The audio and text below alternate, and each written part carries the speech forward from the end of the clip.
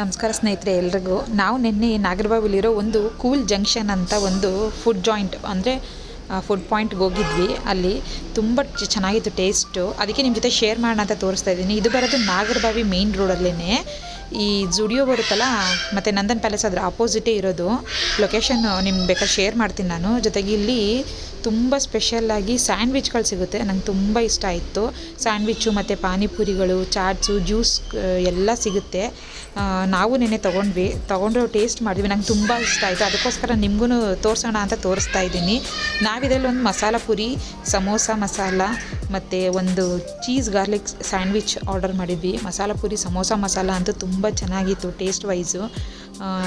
ದಹಿ ಪುರಿ ಮಾತ್ರ ಸ್ವಲ್ಪ ತುಂಬ ಕೋಲ್ಡ್ ಇತ್ತು ದಹಿ, ಆದರೂ ಚೆನ್ನಾಗಿತ್ತು. ಇದು ನೋಡಿ ತೋರಿಸ್ತಾ ಇರೋದು ನಾನು ಚೀಸ್ ಗಾರ್ಲಿಕ್ ಸ್ಯಾಂಡ್ವಿಚ್ಚು.